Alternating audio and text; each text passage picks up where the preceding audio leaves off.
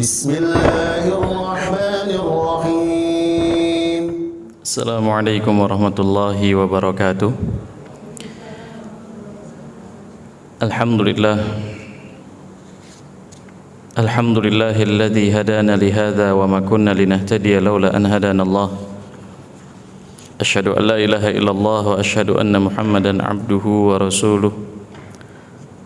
Sallallahu alaihi wa ala alihi wa ashabihi wa man sara ala darbihi ila yaumiddin. Amma ba'du. Qala Allah Ta'ala fi kitabihil karim, ya ayyuhalladzina amanu taqullaha haqqa tuqatih wa la tamutunna illa wa antum muslimun. Wa qala ta'ala fi ayatin ukhra, ya ayyuhalladzina amanu taqullaha wa qulu qawlan sadida yuslih lakum a'malakum wa yaghfir lakum dhunubakum wa man yuti'illaha wa rasulahu faqad faza fawzan 'azima. Alhamdulillah, segala puji bagi Allah Subhanahu wa taala. Kita senantiasa memuji Allah Subhanahu wa taala. Kita terus memanjatkan rasa syukur kita kepada Allah Subhanahu wa taala. Karena jamaah sekalian, tidak mungkin kita melalui kehidupan di dunia ini kecuali dengan rahmat dan karunia dari Allah Subhanahu wa taala. Oleh karena Allah Subhanahu wa taala mengatakan, wa in ta'uddu ni'matallahi la tuhsuha. Kalau kalian mencoba untuk menghitung nikmat yang Allah Subhanahu wa taala berikan, maka tidak ada yang bisa menghitungnya. Karena memang tidak ada yang bisa kita lakukan tanpa bantuan dan pertolongan dari Allah Subhanahu wa taala. Kehadiran kita pun untuk ada di majelis ilmu, ini hidayah dari Allah Subhanahu wa taala. Ini pertolongan dari Allah Subhanahu wa taala. Ini bantuan dari Allah Subhanahu wa taala, yang tentunya patut dan wajib bagi kita untuk terus bersyukur kepada Allah Subhanahu wa taala. Dan memang sejatinya itulah yang Allah Subhanahu wa taala perintahkan kepada kita. La in syakartum la azidannakum. Kalau kalian bersyukur, Allah Subhanahu wa taala tambahkan nikmat kepada siapapun hamba-hamba yang bersyukur. Dan ini keutamaan yang sangat besar yang Allah Subhanahu wa taala siapkan bagi orang-orang yang bersyukur. Dan tentunya rasa syukur atau perbuatan syukur merupakan suatu ibadah yang telah dijelaskan di dalam ajaran Islam, bagaimana cara kita bersyukur kepada Allah Subhanahu wa taala. Agar jangan sampai seseorang hanya mengklaim bahwasanya dia telah bersyukur, akan tetapi dia tidak tahu bagaimana caranya bersyukur kepada Allah Subhanahu wa taala yang benar. Maka para ulama menjelaskan di antara bentuk syukur yang harus kita lakukan, yang pertama adalah syukur kita dengan hati kita, dengan penuh keyakinan bahwasanya yang kita miliki seluruhnya, hakikatnya dan secara mutlak milik Allah Subhanahu wa taala. Allah yang memberikan dan menitipkan itu kepada kita. Kita yakinkan di dalam hati secara kuat, secara konsisten, agar tidak menimbulkan sikap takabur, sikap sombong, sikap ujub, berbangga bahwasannya kita adalah orang yang hebat, kita adalah orang yang paling wah, paling nomor satu, yang kalau kita kembali mengingat bahwasannya semua ini berasal dari Allah, sifat-sifat buruk seperti ini akan hilang.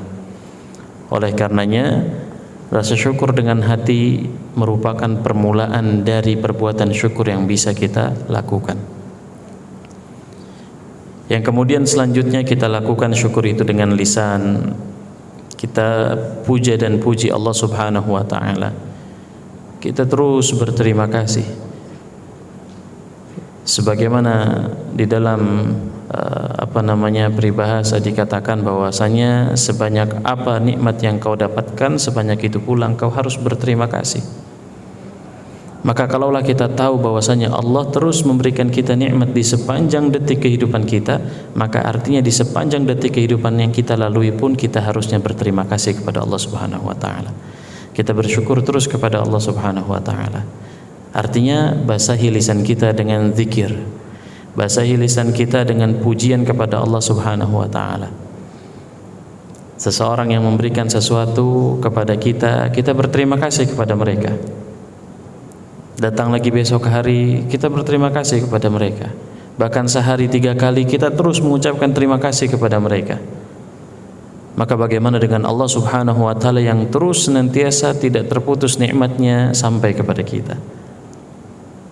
Nikmat kita diberikan kemudahan untuk bernafas, nikmat kita dimudahkan oleh Allah Subhanahu wa taala untuk hadir di majelis ilmu, nikmat kita diberikan hidayah yang hidayah terus membimbing kita untuk berada di atas Islam, iman dan sunnah Nabi sallallahu alaihi wasallam. Maka ini termasuk yang harus kita syukuri dan kita ingat terus. Yakini dengan hati, kemudian basahi lisan kita dengan pujian kepada Allah Subhanahu wa taala. Kemudian tentunya tidak hanya sebatas lisan yang terus berbicara, akan tetapi buktikan pengakuan bahwasanya kita hamba-hamba Allah Subhanahu wa taala yang bersyukur dengan cara menjalankan perintah-perintah Allah Subhanahu wa taala dan menjauhi larangan-larangan Allah Subhanahu wa taala. Dan ini adalah puncak daripada rasa syukur yang dilakukan oleh seorang hamba. Ya. Artinya ibu-ibu sekalian, jamaah sekalian, azanillahu wa iyyakum, kalau memang kita mengaku sebagai hambanya yang bersyukur, hamba Allah Subhanahu wa taala yang bersyukur, maka apapun yang menjadi perintah Allah jalankan. Kalau sudah dikatakan ini larangan Allah, tinggalkan. Dan ini bukti yang kuat yang menunjukkan bahwasanya seorang hamba adalah abdan syakur, hamba yang terus bersyukur. Karena dia begitu cinta kepada Allah Subhanahu wa taala, sehingga sebagaimana yang dikatakan di dalam peribahasa juga, kalau seseorang sudah cinta, maka dia akan melakukan apapun yang diinginkan oleh yang dicintanya. Dan kalau kita sudah cinta kepada Allah Subhanahu wa taala, apapun yang jadi perintah Allah kita akan lakukan. Karena kita pun mendambakan pertemuan dengan Allah Subhanahu wa taala. Karena kita pun menginginkan untuk mendapatkan nikmat terbesar ketika seorang hamba sudah dimasukkan ke dalam surganya Allah Subhanahu wa taala, yaitu melihat wajah Allah Subhanahu wa taala. Sehingga kalau kita mendambakan pertemuan yang seperti itu, dari sekarang kita sudah mulai mengecek apakah benar-benar apa yang kita lakukan sejalan dengan apa yang Allah perintahkan. Apakah yang kita tinggalkan benar-benar itu adalah pelanggaran, adalah yang dilarang oleh Allah Subhanahu wa taala, atau justru malah terbalik. Yang tentu kalau jalannya salah dia tempuh, maka hasilnya pun akan berbeda. Ibu-ibu sekalian ingin berangkat ke Surabaya tetapi ikut rute ke Palembang, nggak akan sampai ke Surabaya. Ya.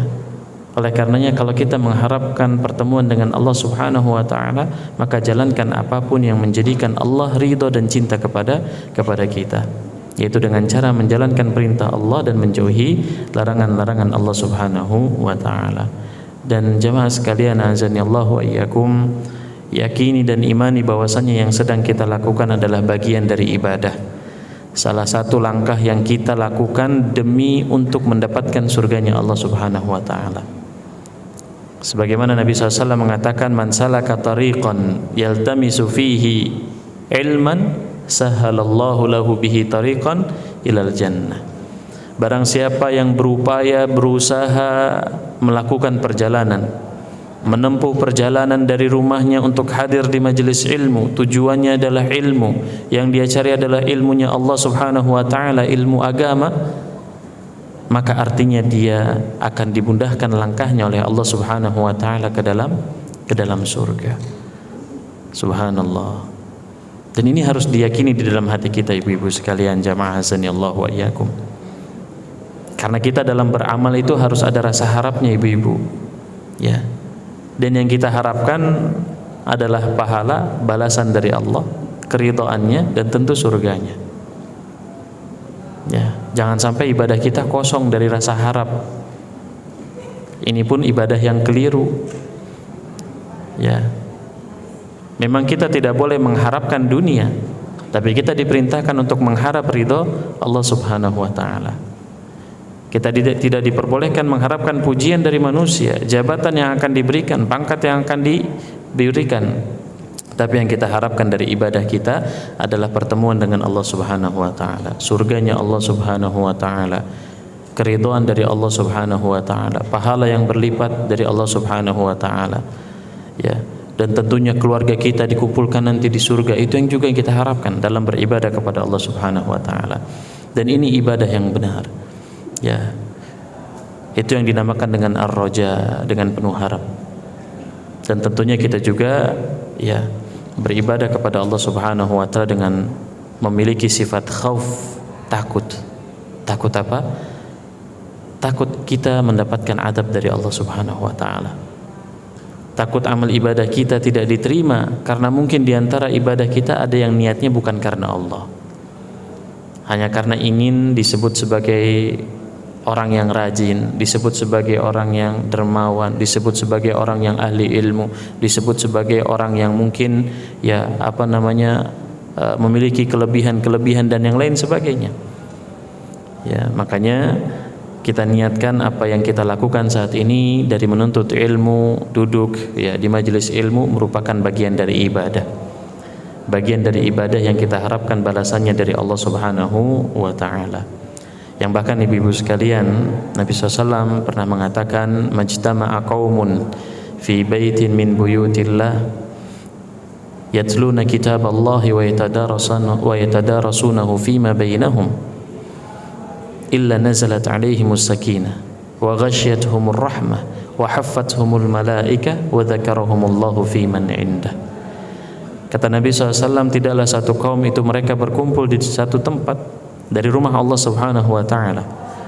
Tujuan perkumpulannya bukan cuman sekedar ya reuni, bukan cuman sekedar curhat atau ngobrol ngalor ngidul dan yang lain sebagainya, tapi tujuannya mereka adalah datang dan berkumpul di tempat tersebut yatluna kitaballah, mempelajari ayat Al-Qur'an. Wa yatadarasunahu fima bainahum, mereka mempelajari apa-apa yang ada di dalam kitabullah, di dalam Al-Qur'an. Ketika Allah menjelaskan tentang hadis Nabi SAW, maka kita pelajari hadis Nabi SAW. Ketika Allah Subhanahu wa taala menjelaskan tentang perintah untuk berbuat adil, bersikap adil, maka kita pelajari saat ini insyaallah. Ketika Allah Subhanahu wa taala memerintahkan agar khafdul janah, merendahkan sayap untuk bersikap tawadhu, maka kita coba pelajari bagaimana yang Allah perintahkan, bagaimana yang diajarkan oleh Nabi SAW. Ya. Apa keutamaannya? Kaum yang berkumpul di satu tempat di masjid tujuannya untuk belajar ilmu agama, illa nazalat alaihimus sakinah. 4 keutamaannya ibu-ibu sekalian, bukan cuma satu. Yang pertama, nazalat alaihimus sakinah.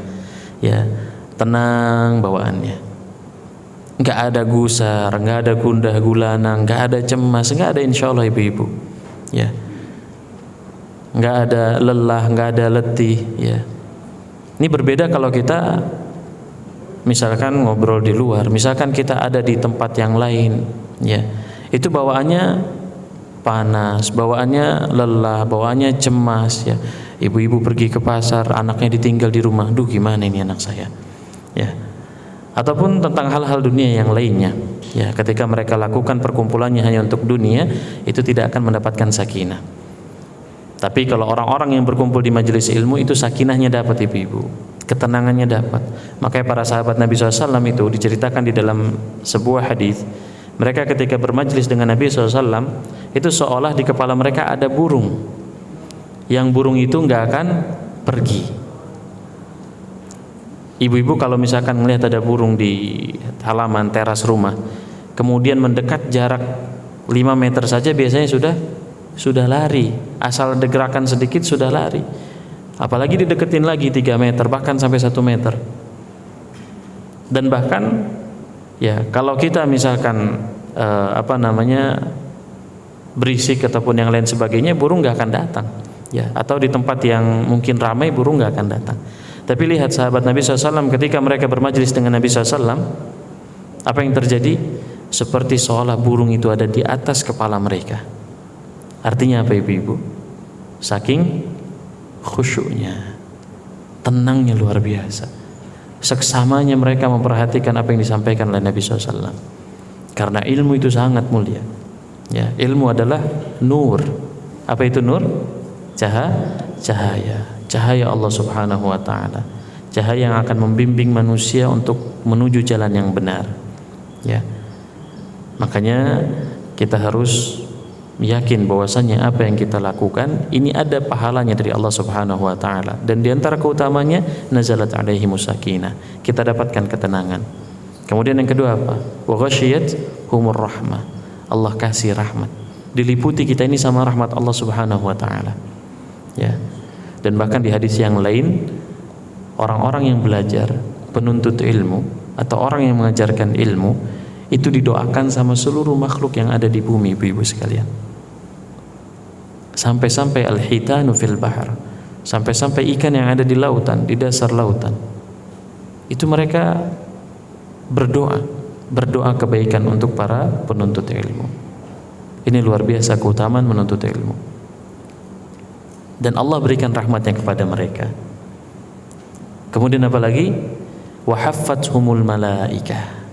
Ya, dikelilingi sama malaikat, ibu-ibu. Kita nggak bisa ngelihat malaikatnya ada di mana, berapa sayapnya berapa. Ya, malaikat itu sayapnya berapa, ibu-ibu? Nah, macam-macam. Ya, ada yang 2, ada yang 3, ada yang 4, dan yang paling banyak siapa? Jibril, yang saddal ufuk. Satu sayapnya itu ya menutupi langit dan bumi. Subhanallah. Dan ini penjelasan tentang keimanan. Kalau kita analogikan dengan logika, kita nggak akan masuk, karena akal kita itu lemah, ibu-ibu sekalian. Tapi ketika Nabi SAW bersabda, sudah menjelaskan hal yang demikian, kewajiban kita harus mengimani. Dan di sekeliling kita ada malaikat yang tujuan mereka untuk mencatat kebaikan kita, apa yang dilakukan, mendoakan kita, bahkan mereka ikut bermajelis ilmu. Ya. Kemudian yang terakhir, ini juga yang penting dari keutamaan yang disampaikan oleh Nabi SAW, wa dzakarahumullahu fi man indah. Ya. Ibu-ibu, kita ada di dunia ini cuman sebentar. Ya, sementara. Berapa banyak dari dari manusia yang mungkin baru lahir kemudian wafat. 1 tahun hidup wafat, 3 tahun hidup wafat, 10 tahun hidup wafat. Sedikit di antara mereka yang melampaui 60-70 tahun, sedikit, ibu-ibu sekalian. Di sini mungkin insya Allah masih ada yang di atas 70 tahun. Ya, ada insya Allah ya. Ini harus dikasih reward ini untuk yang ibu-ibu, semangat, masya Allah. Ya. Nah, dan sebentarnya kita di dunia, kalau hanya mencari pamor, mencari syuhrah. Apa syuhrah itu? Viral, apa viral itu ya? Terkenal ya. Hanya mencari untuk populer ya. Hanya untuk populer di kalangan manusia itu, masya Allah, nggak ada artinya. Ya, nggak ada manfaatnya. Kalau tujuan kita hidup pingin populer, pengen dikenal sama orang, ini nggak ada manfaatnya. Kalau mau triknya, Islam sudah kasih tahu sebenarnya. Kalau hanya sekedar populer ya, kalau hanya sekedar populer, itu silahkan khalif tu'raf. Kalian melakukan sesuatu yang aneh, yang menyimpang, yang nggak sesuai dengan kebiasaan, itu akan dikenal. Ya nggak, ibu-ibu sekalian? Ya. Coba kalau kita misalkan lihat ada orang jalannya pakai kepala, nanti bakal viral nggak itu? Viral, terkenal, gampang. Ya. Kalau pengen cuman sekedar terkenal. Makanya zaman sekarang banyak sekali itu yang ada di media sosial terkenal hanya sebab keanehan-keanehan yang mereka lakukan. Ya, gampang sebenarnya. Tapi lihat di dalam Islam nggak seperti itu. Kalau ingin populer, maka cari populer di kalangan manusia yang mulia, yang ada di atas langit, yang berada di sisi Allah Subhanahu wa taala. Siapa? Malaikat. Dan itu bisa didapatkan oleh orang-orang yang menuntut ilmu. wa dzakarahumullahu fi man indah. Allah sebut namanya. Fulan duduk di majelis ilmu tanggal sekian di masjid ini, subhanallah. Fulan hadir lagi meskipun dengan kewajiban yang harus dia lakukan di rumahnya, akan tapi dia terus semangat di dalam bermajelis ilmu, tujuannya ikhlas karena Engkau ya Allah. Ya. Dan itu Allah Subhanahu wa taala sebut namanya, nama kita di hadapan para malaikat. Di hadapan makhluk-makhluk Allah Subhanahu wa taala yang ada di atas langit. Ya, oleh karenanya orang muslim, orang yang beriman itu enggak masalah enggak dikenal sama penduduk bumi. Enggak harus mereka mengharapkan kalau saya harus viral, kalau saya harus populer, kalau saya harus masyhur, harus dikenal oleh masyarakat. Lah. Tapi justru dia pinginnya dikenal di langit, dikenal oleh Allah Subhanahu wa taala. Bahkan ibu-ibu sekalian, sebenarnya kalau kita semakin banyak kenalan, teman, itu sebenarnya semakin berat ibu-ibu sekalian. Ya. Apalagi kalau kita benar-benar terkenal, itu luar biasa, beratnya luar biasa. Ya. Kenapa? Karena apapun yang kita lakukan akan diperhatikan oleh masyarakat. Padahal kita adalah makhluk yang lemah. Kita manusia yang punya salah. Tapi ternyata karena ya Allah kasih ujian seperti itu, akhirnya kemudian kita diuji. Ya. Kita diuji oleh Allah Subhanahu wa taala dengan ujian yang seperti itu, dan itu pun sejatinya ujian ibu-ibu sekalian.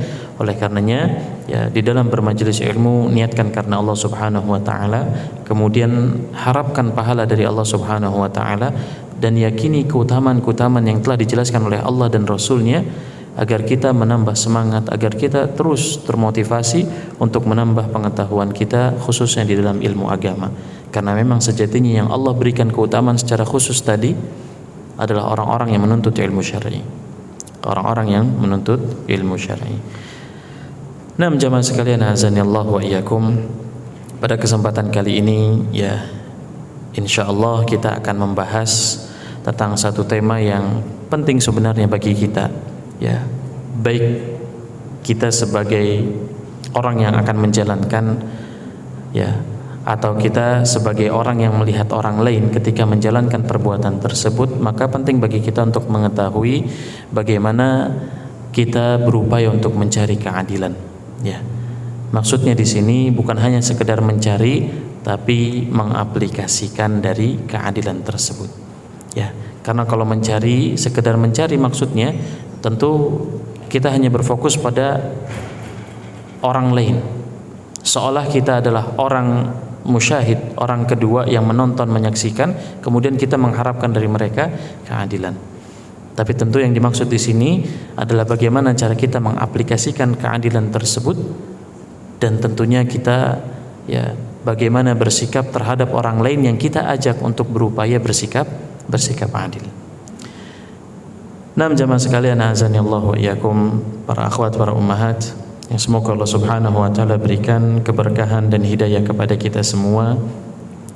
Sejatinya di dalam ayat Al-Qur'an banyak sekali Allah Subhanahu wa taala menjelaskan tentang al-adl, ya, keadilan. Baik dengan lafaz al-adl atau dengan lafaz-lafaz yang serupa. Ya, seperti qistun, ya, yang artinya adalah sama, keadilan. Para ulama sebagian menyebutkan bahwasanya di dalam Al-Qur'an disebutkan 29 kali Allah Subhanahu wa taala ya menjelaskan agar ya kita bersikap adil, atau menjelaskan tentang al-adlu ataupun yang lafaz semisalnya. Sebelum kita masuk ke dalam pembahasan-pembahasan tentang detail daripada dalil-dalil yang menjelaskan perintah tentang berbuat dan bersikap adil, tentunya kita perlu membahas muqaddimah, pembukaan ya di dalam masalah ini. Di antaranya salah seorang sahabat yang mulia, jamaah sekalian, ya, yaitu Ibnu Mas'ud radhiyallahu taala anhu. Beliau pernah mengatakan, inna ajma'a ayatin fil Qur'ani fi suratin Nahl, innallaha ya'muru bil adli wal ihsan.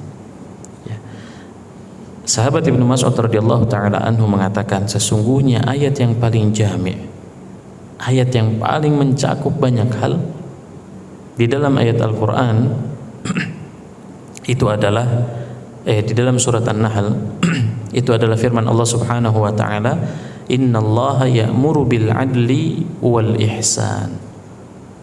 Sesungguhnya Allah Subhanahu wa taala memerintahkan agar kita bersikap adil dan bersikap baik. Ini surat An-Nahl ayat 90, ya. Kenapa sahabat Ibnu Mas'ud radhiyallahu taala anhu menjelaskan bahwasanya ayat yang paling jami', yang paling mencakup banyak hal yang ada di surat An-Nahl adalah ayat ini?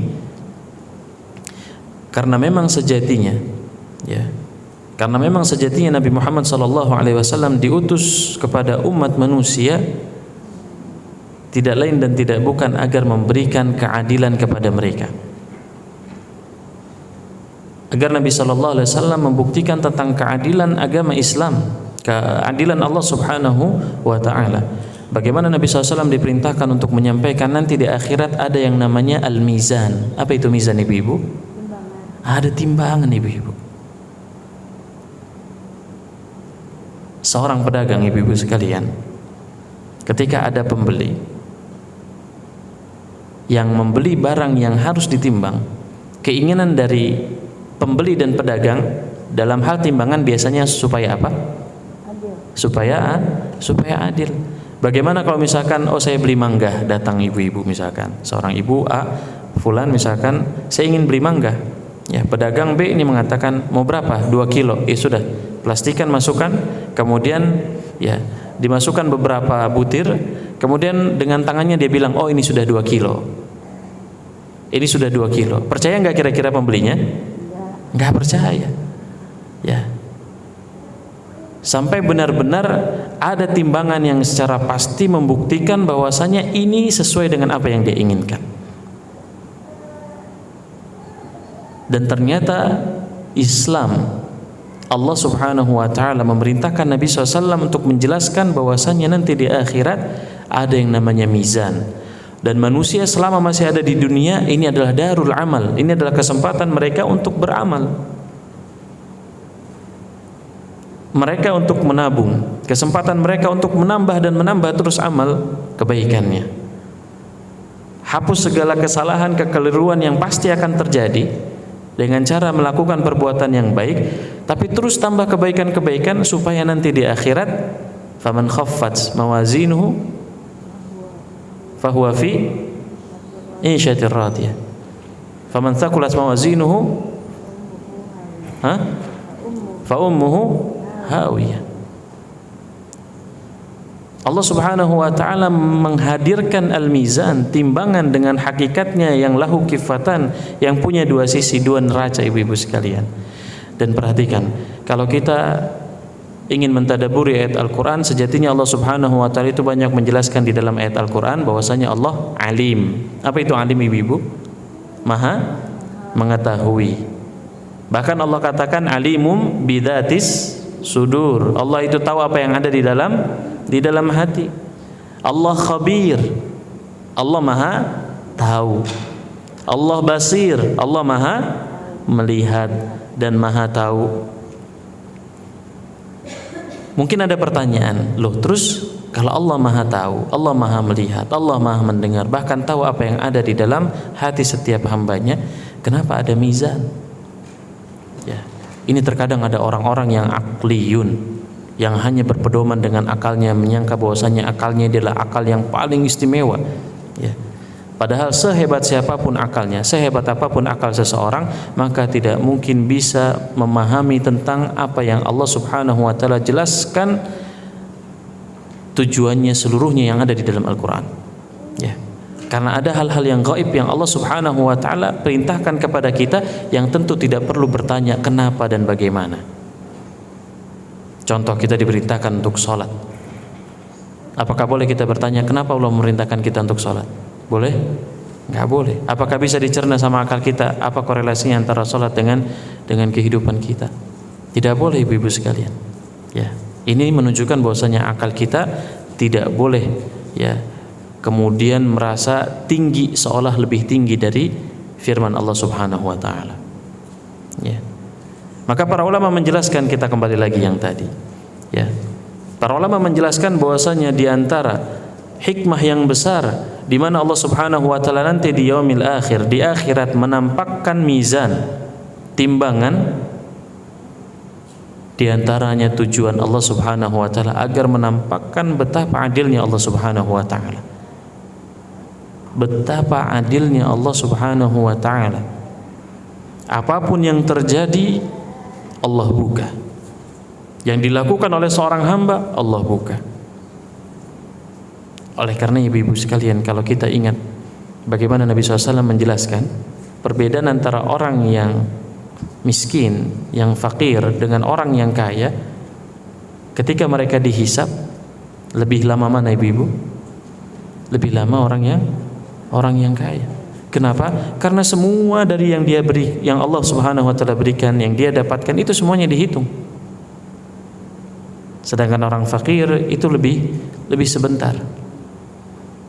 Dan tandanya apa? Allah Subhanahu wa taala Maha Adil. Ya. Allah Subhanahu wa taala Maha Adil. Ya, kalau kita misalkan di dunia ini ada CCTV, ya insyaallah CCTV kita bisa menampilkan 24 jam direkam semuanya. Tapi terkadang CCTV bisa rusak, ya.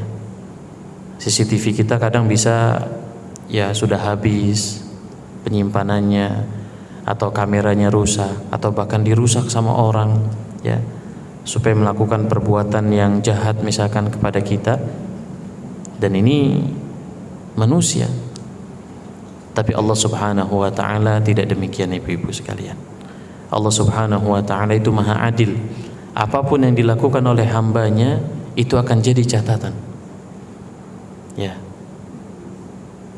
Makanya Allah Subhanahu wa taala selalu menjelaskan perumpamaan dengan sesuatu yang kecil.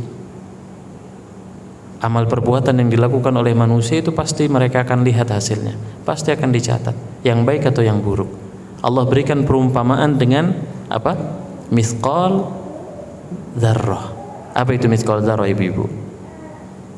Yang sering membaca tafsir ataupun membaca tentang terjemah di dalam ayat Al-Quran, Allah banyak menjelaskan tentang mithqal dzarrah, ya mithqala habbah, atau Nabi SAW menjelaskan demikian. Apa artinya mithqala dzarrah?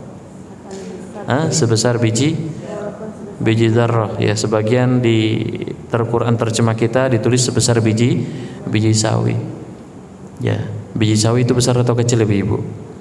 Nah, kecil sekali bijinya. Ya. Sebesar itu pun amal yang dilakukan, maka itu akan jadi catatan. Dan sebenarnya diterjemahkan dengan biji sawi itu karena sesuatu yang kecil yang bisa kelihatan, mungkin di kalangan ulama kita adalah biji sawi. Wa illa, ya kalau enggak juga, sebenarnya para ulama ada yang menjelaskan mithqalu dzarrah itu adalah sesuatu yang paling kecil yang bisa dilihat oleh seseorang. Seandainya kalau ada biji yang lebih kecil dari itu, maka akan disebutkan. Ya, makanya sebagian mereka mengatakan biji atom. Ya, seperti apa itu atom? Ya, kecil partikelnya ya. Allah alam, juga nggak tahu seperti apa. Ya, akan tapi para ulama intinya menjelaskan bahwasannya daqiq, kedalaman firman Allah Subhanahu wa taala yang menjelaskan barang siapa yang beramal dengan amal yang baik meskipun sebesar biji dzarrah maka dia akan melihat, dan sebaliknya barang siapa yang beramal dengan keburukan meskipun sebesar biji dzarrah dia akan melihat hasilnya. Ini menunjukkan bahwasannya Allah melihat, mengetahui, mencatat dan akan menampakkan seluruh yang dilakukan oleh hamba-hamba. Kapan itu? Di akhirat, di hari yang la yanfa'u malu wala banun, di hari yang tidak ada lagi manfaat harta dan anak-anak, hari panen di mana manusia hanya bisa menikmati dari apa yang dia bisa lakukan. Ya, dia tidak bisa lagi menambah amal, dia tidak bisa lagi menambah pundi-pundi pahalanya. Kesempatannya waktu itu hanya tinggal memanen apa yang sudah dihasilkan. Ya. Oleh karenanya yang sebenarnya patut kita waspadai masih berkaitan dengan adil itu juga ibu-ibu sekalian adalah kita khawatir untuk menjadi orang-orang yang bangkrut. Ya. Ya mungkin kalau nggak salah waktu itu pernah kita bahas di sini atau di tempat yang lain ya.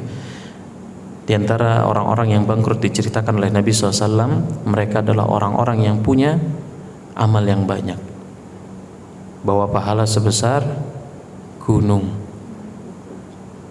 Pahalanya banyak sekali, sholatnya, zakatnya, puasanya banyak sekali, luar biasa, Masya Allah. Tapi ternyata diklaim sebagai orang yang bangkrut. Kenapa? Tatkala dia dipertemukan oleh Allah Subhanahu wa Ta'ala dengan makhluk yang lain, ternyata dia bertemu dengan orang yang dulu dia ejek, bertemu dengan orang yang dulu dia zalimi, bertemu dengan orang yang dia pernah berhutang tapi belum dibayar. Subhanallah, ya. Bertemu dengan orang yang mungkin pernah dia gibahi, bertemu dengan orang yang mungkin pernah dia pukul, ya. Yang artinya hari itu nggak ada lagi harta untuk membayar, untuk melunasi, tapi tetap harus dilunasi. Pembayarannya dengan apa? Dengan amal ibadah. Tadi yang sebesar gunung itu diberikan kepada fulan, diberikan kepada fulan, diberikan kepada fulan, terus diberikan. Kalau masih ada sisa, alhamdulillah, masih ada amalnya. Tapi di dalam hadis Nabi SAW dijelaskan, di antara mereka ada yang tidak tersisa dari kebaikannya, tapi tetap masih ada tanggungan, masih ada hutang, masih ada yang harus dia penuhi dari hak-hak manusia yang dulu pernah dizalimi di dunia. Yang akhirnya apa? Dosa dari orang yang pernah dizalimi harus dia tanggung. Dosa orang lain dia pegang, dia pikul. Sudahlah berat dengan dosa yang pernah dia lakukan. Sudahlah amalnya habis. Dahulu dia pernah lakukan banyak kebaikan tapi ternyata hilang begitu saja. Tapi justru begitu sampai di akhirat dia harus tanggung dan pikul dosa orang lain. Akibat perbuatan apa ibu-ibu sekalian? Kezaliman. Yang zalim ini kita kembalikan kepada tema kita, merupakan lawan daripada al-adl, lawan daripada keadilan. Oleh karena Allah Subhanahu wa Ta'ala dalam surat An-Nahl ini ayat yang ke-90 memerintahkan kepada manusia untuk bersikap adil dan berbuat ihsan. Ya. Nanti kita bawakan penjelasan ahli tafsir terkait dengan ayat ini. Jamaah sekalian, hazanillahu wa iyyakum. Ya, dari sini bisa kita ambil pengertian bahwasanya al-adlu huwa wad'u syai'i fi mawdi'ihi. Adil adalah meletakkan sesuatu pada tempatnya. Meletakkan sesuatu pada tempatnya. Kalau tadi kita katakan bahwasanya lawan daripada adil adalah apa tadi ibu-ibu? Zalim. Berarti zalim itu apa? Meletakkan sesuatu tidak pada tempatnya.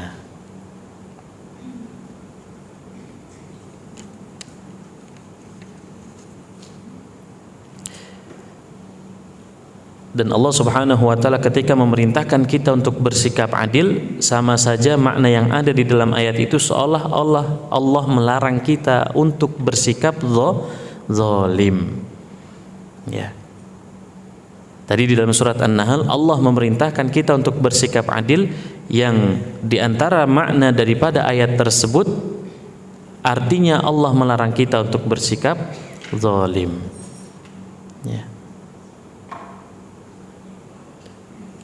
Dan sejatinya perbuatan adil ini ya perbuatan yang bisa dilakukan oleh orang-orang yang memiliki ya keimanan, memiliki keyakinan yang kuat, yang mereka ridho bahwasanya Allah itu sebagai Rabb-Nya, Islam sebagai agamanya, dan Nabi Muhammad sebagai nabi dan utusan Allah Subhanahu wa Ta'ala. Dan ini sejatinya doa yang kita terus bacakan ibu-ibu sekalian di zikir pagi dan petang. Ya, dibaca ini insyaallah ibu-ibu zikir pagi dan petang. Apa doa yang kita baca? Raditu billahi robba wa bil islami dina wa bi Muhammadin sallallahu alaihi wasallam nabiyya. Nah, ini harus difahami ibu-ibu maknanya. Ya, difahami maknanya dengan sepenuh hati. Dibaca terjemahnya. kemudian fahami apa yang harus dilakukan ketika seseorang sudah mengucapkan dan meminta kepada Allah agar diberikan 3 hal ini, ya. Dan tatkala seseorang benar-benar terrealisasi doanya tersebut, dia diberikan kekuatan keimanan bahwasanya Allah sebagai Rabb-nya, yang artinya dia harus terus beribadah kepada Allah. Kemudian dia juga diberikan keyakinan, kekuatan di dalam hatinya bahwasanya Islam adalah agamanya, sehingga dia tidak meninggalkan syariat Islam, salatnya, zakatnya, puasanya, ataupun ajaran-ajaran yang diperintahkan di dalam Islam, dia selalu jalankan. Kemudian ketika juga dia diberikan keyakinan, kekuatan, keimanan di dalam hatinya bahwasanya Nabi SAW merupakan Nabi dan Rasul yang diutus oleh Allah kepada kita umatnya, yang kemudian dia lakukan apapun yang diperintahkan oleh Nabi SAW, dia jalankan apapun yang jadi perintah Nabi SAW, karena apa yang diperintah oleh Nabi SAW sama aja apa yang diperintahkan oleh Allah Subhanahu wa Ta'ala. Karena Nabi SAW tidak mungkin ya menyelisih apa yang Allah Subhanahu wa Ta'ala perintahkan, yang artinya Al-Quran itu tidak mungkin berseberangan dengan hadis Nabi SAW, ibu-ibu. Dan kalau 3 hal ini sudah ada di dalam hati kita, di dalam sikap kita, di dalam diri kita, maka insya Allah sikap adil akan muncul, sikap adil akan ada, akan menjadi penghias kehidupan kita, ya. Kemudian jamaah sekalian, azanillah wa iyyakum, ya, kalau kita membahas tentang adil, yang artinya wad'u syai' fi mawdi'ihi, meletakkan sesuatu pada tempatnya, maka menurut pembagian adil kepada hak, ya, pembagian adil di dalam hak maka terbagi menjadi 2. Yang pertama, sikap adil di dalam hak Allah Subhanahu wa Ta'ala.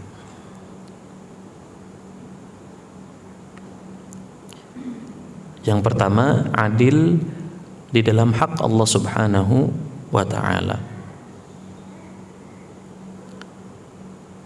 Dan ini ibu-ibu sekalian, ini yang paling utama, ini yang paling penting untuk kita lakukan, yang paling harus kita realisasikan pertama kali adalah hak Allah Subhanahu wa Ta'ala. Kita harus bersikap adil, kita harus menempatkan sesuatu pada tempatnya.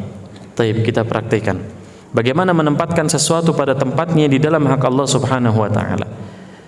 Sekarang kalau kita ditanya, man khalaqa hadhihi samawati wal ard, siapa yang menciptakan langit-langit dan bumi ini, ibu-ibu sekalian? Allah Subhanahu wa Ta'ala. Oke. Siapa yang menciptakan kita, keluarga kita, anak kita, suami kita, ataupun yang lain sebagainya, makhluk-makhluk manusia yang ada di muka bumi, siapa yang menciptakan? Allah Subhanahu wa Ta'ala.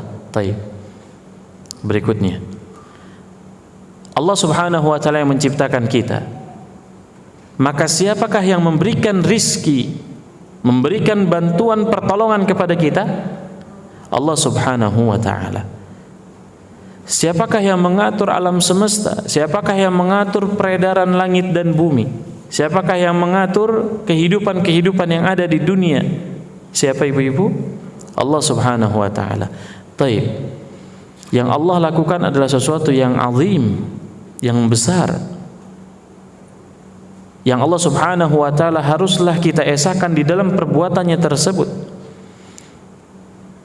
Kalau Allah sudah melakukan sesuatu yang sangat besar tersebut, atau yang di dalam bahasa Arab dinamakan dengan rububiyah Allah Subhanahu wa Ta'ala, pengaturan yang Allah Subhanahu wa Ta'ala lakukan, maka tentu sesuatu yang wajib kita lakukan, sesuatu yang sebenarnya harus kita lakukan dengan keesaan, dengan keagungan Allah yang sangat luar biasa, harusnya kita beribadah, memberikan persembahan hanya kepada siapa, ibu-ibu?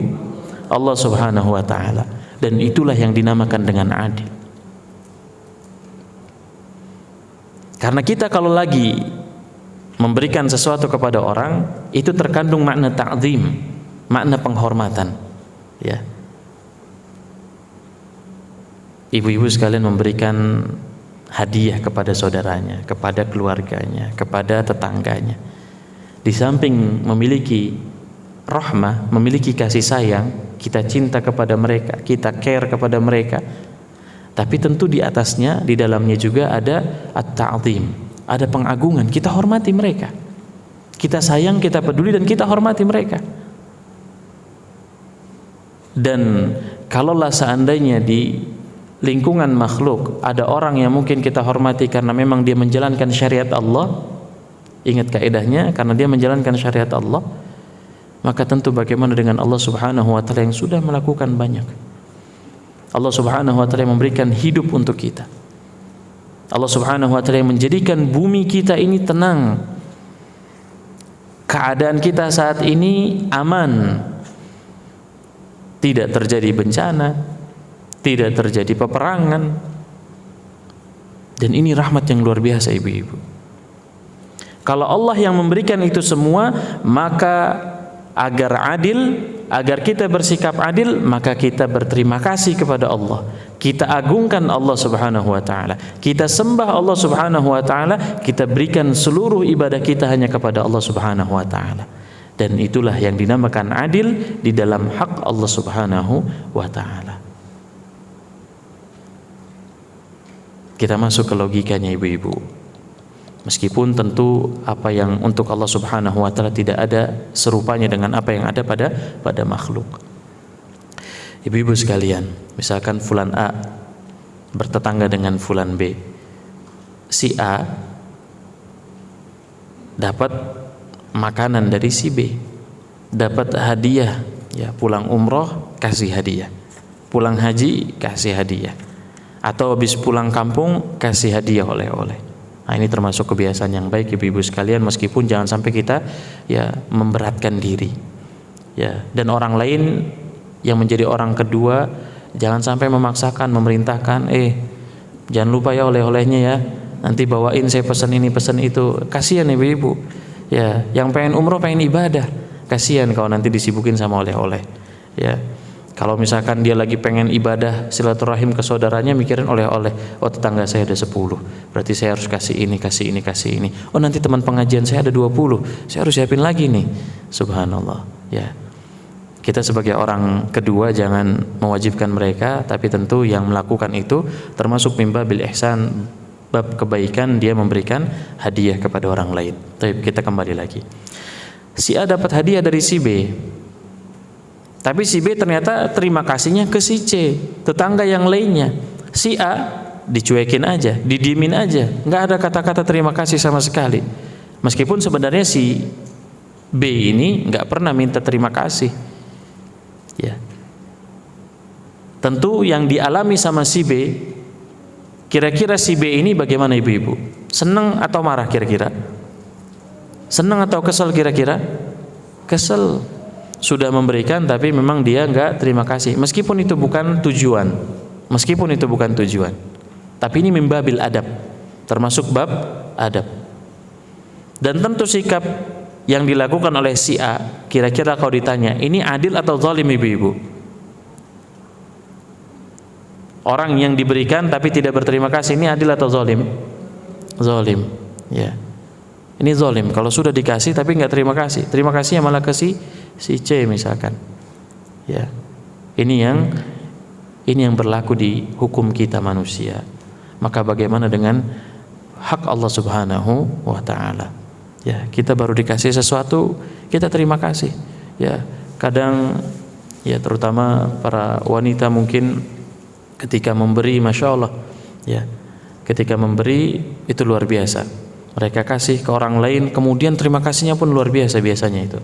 Ya, apalagi ketemunya barang yang memang dia pingin beli, ya, barang yang pingin dia beli, kemudian ada yang ngasih, oh luar biasa.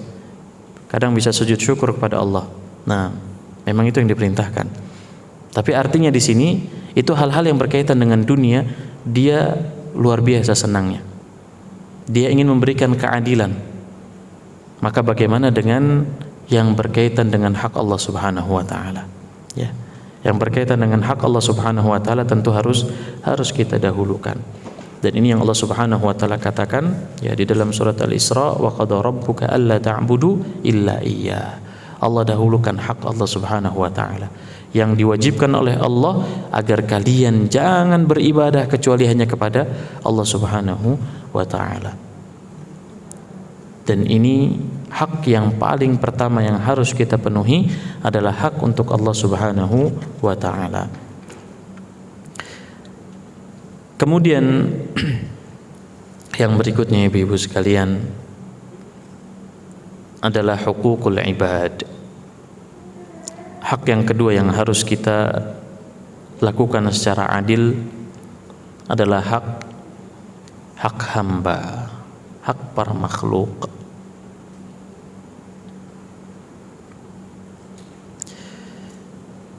Dan dari hak makhluk ini, hak hamba yang paling pertama ibu-ibu sekalian, haknya siapa? Nabi Muhammad sallallahu alaihi wasallam. Kita harus bersikap adil di dalam memenuhi haknya Nabi SAW. Apa haknya Nabi SAW? Ada 4 ibu-ibu. Ya. Yang pertama,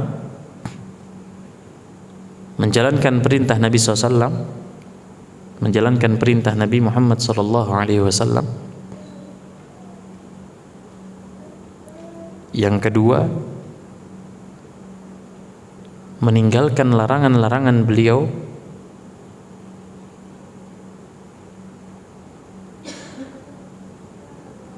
Kemudian yang ketiga,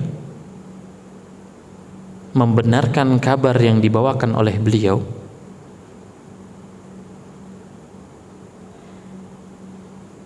Membenarkan kabar yang dibawakan oleh beliau. Kemudian yang keempat, mengikuti ajaran beliau sallallahu alaihi wasallam.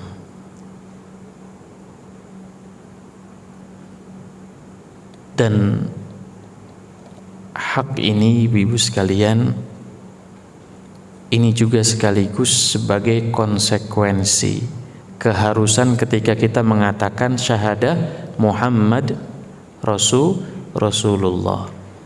Kalau kita sudah mengakui bahwasanya Nabi Muhammad sallallahu alaihi wasallam adalah utusan dari Allah Subhanahu wa taala, artinya apapun yang datang dari Nabi sallallahu alaihi wasallam dari perintah, maka kita harus jalankan. Kalau memang yang datang bentuknya adalah larangan, maka kita harus tinggalkan.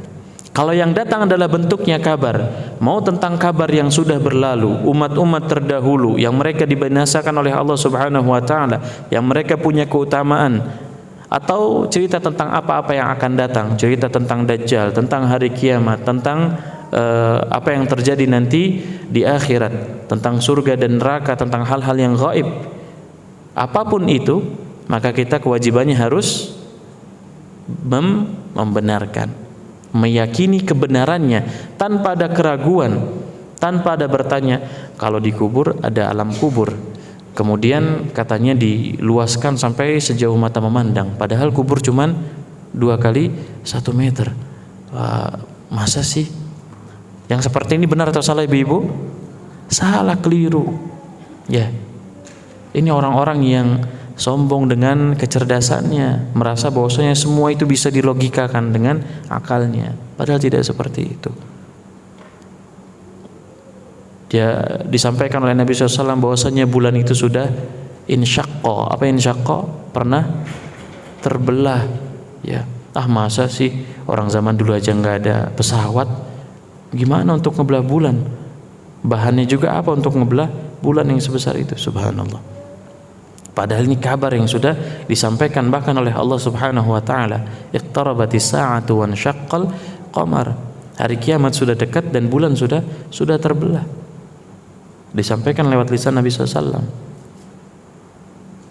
Dan kalau kita mengakui bahwa Nabi Muhammad adalah utusan Allah Subhanahu wa taala, kewajiban kita membenarkan apapun yang dikabarkan oleh beliau alaihi salatu wassalam. Ya. Dan alhamdulillah dengan izin Allah, sesuai dengan janji Allah ibu-ibu sekalian, agama Islam ini Allah akan jaga. Dan diantaranya ternyata Allah jaga lewat adanya riwayat-riwayat, adanya mata rantai yang menyambung sebuah ucapan sampai kepada Nabi Shallallahu Alaihi Wasallam. Dan ini yang tidak dimiliki oleh umat-umat terdahulu. Ibnu Mubarak rahimahullahu taala, salah seorang ulama, mengatakan al-isnadu minad din, laula al-isnadu laqala man syaa ma syaa. Rantai sanad tadi, mata rantai yang menyampaikan sebuah ucapan sampai dengan Nabi SAW, itu bagian dari agama.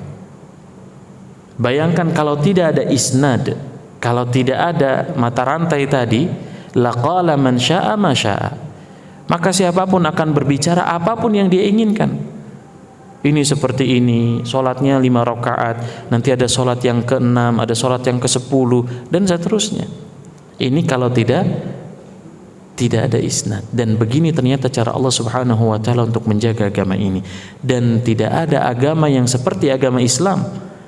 Oleh karenanya banyak agama-agama yang lain yang sudah munharif, sudah dirubah-rubah, entah oleh masyarakatnya, entah oleh ahli percetakan yang mereka ada keuntungan di sana mencetak, tapi kemudian merubah-rubah maknanya, bahkan oleh ahli agamanya sendiri, karena dengan kepentingannya masing-masing.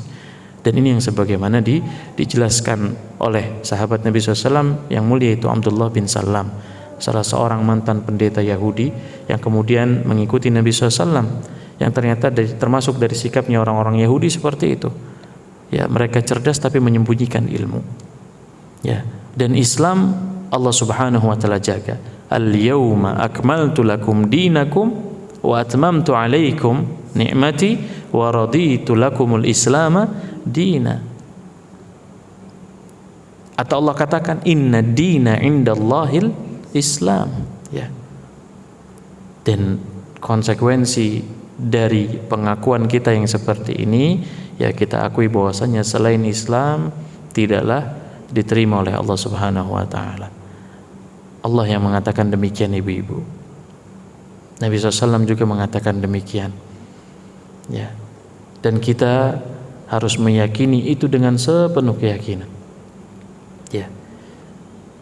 Dan tinggalkan syubhat-syubhat yang mungkin merajalela, yang mungkin mempermainkan perasaan, ya, dari yang mengatakan semua sama. Bagaimana semua agama itu sama? Ya. Dan ini tentunya bagian daripada syubhat yang harus kita tinggalkan. Ini kerancuan-kerancuan yang ya dibawakan oleh syaitan, yang kemudian mempermainkan hawa nafsu kita, mempermainkan perasaan. Ya, kita nggak enak nih begini begitu. Ya. Kemudian akhirnya merasuk ke pikiran kita dan akhirnya merusak keyakinan. Dan ucapan seperti ini bukanlah ucapan sembarangan. Ya, banyak syubhat-syubhat yang lainnya yang beredar di masyarakat yang harus kita waspadai. Karena di antara syubhat tersebut ada yang berpengaruh kepada akidah, berpengaruh kepada tauhid, berpengaruh kepada keyakinan. Yang khawatir kalau seandainya kita terus berada di dalam syubhat tersebut, naudzubillah, kita terbawa dengan kekufuran yang mereka bawakan. Ini kekhawatiran yang sebenarnya sudah disampaikan oleh Nabi Shallallahu Alaihi Wasallam. Nah, itu hak yang pertama. Ya, hak yang pertama terhadap makhluk, yaitu hak kepada Nabi Muhammad Shallallahu Alaihi Wasallam. Di antara hadisnya ibu-ibu sekalian yang menjelaskan tentang kita harus menunaikan hak Nabi Shallallahu Alaihi Wasallam adalah sebuah hadis yang sahih, yang Nabi SAW mengatakan, la yu'minu ahadukum hatta akuna ahabba ilaihi min waladihi wa walidihi wan nasi ajma'in. Nabi SAW pernah mengatakan, tidak beriman salah seorang di antara kalian. Ya, makna tidak beriman di sini tidak sempurna. Tidak sempurna keimanan salah seorang di antara kalian. Hatta, sampai, akuna ahabba ilaihi, sampai dia menjadikan aku, kata Nabi SAW, yang paling dicinta. Sampai dia menjadikan aku yang paling dicinta.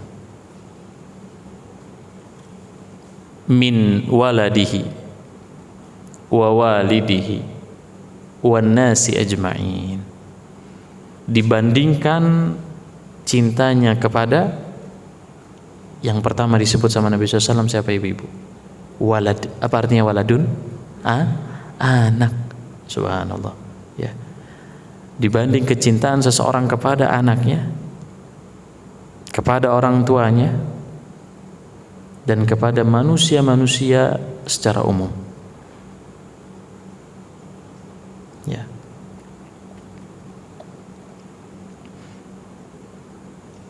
Nabi SAW menjelaskan kalau kesempurnaan iman seseorang itu dengan menjadikan yang paling mereka cintai dari kalangan makhluk manusia, siapa ibu-ibu? Nabi Muhammad SAW. Ya, dia jadikan cintanya yang paling utama kepada Nabi Muhammad SAW. Bahkan Nabi SAW mengatakan dibanding cintanya kepada anaknya sendiri. Nabi SAW di situ menjelaskan yang pertama disebutkan itu cinta seseorang kepada anaknya. Kenapa ibu-ibu?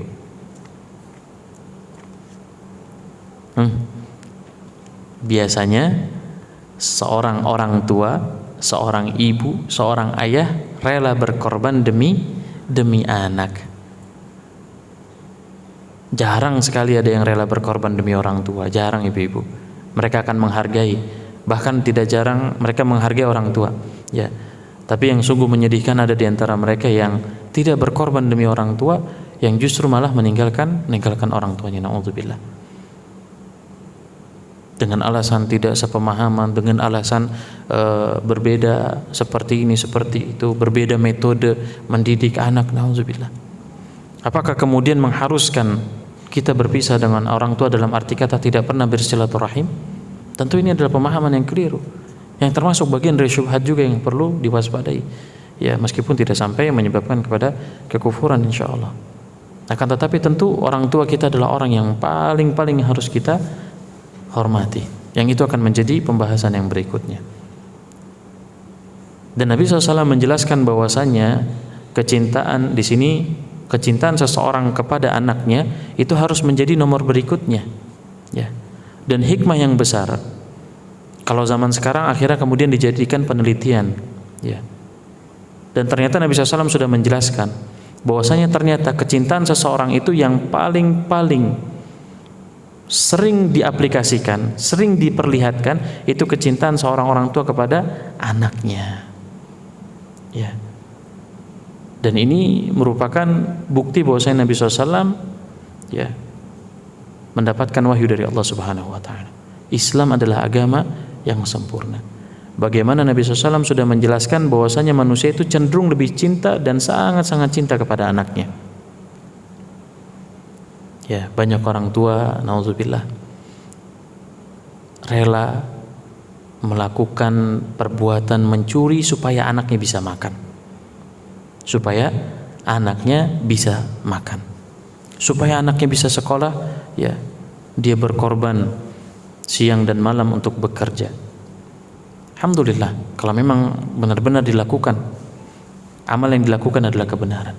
Tapi yang jelas mereka tetap berkorban. Bagaimana caranya anaknya bisa sekolah tinggi, meskipun saya di rumah cuman makan, ya, beras sama kecap misalkan. Ya, yang penting anak saya sekolah tinggi. Gak apa-apa kita makan nasi sama garam, yang penting anak kita kirim uang. Subhanallah. Orang tuanya berjibaku supaya anaknya bisa sukses, anaknya di sana ternyata naudzubillah. Di antara mereka ada yang tidak peduli, ada yang lupa, ada yang gak sadar. Ya. Makanya Nabi SAW mengatakan kecintaan seseorang kepadaku, kata Nabi SAW, harus lebih dahulu dibanding kecintaan kepada anaknya. Dan ini rahasianya tadi ibu-ibu sekalian, kenapa Nabi SAW mendahulukan cinta kepada anak, karena umumnya ini memang jauh lebih besar, ya. Yang kemudian, ya, kita juga yang berikutnya hak kepada makhluk, ya, hak kepada makhluk yang harus kita berikan keadilan adalah haknya orang tua, dan terlebih di sini adalah seorang ibu, ya.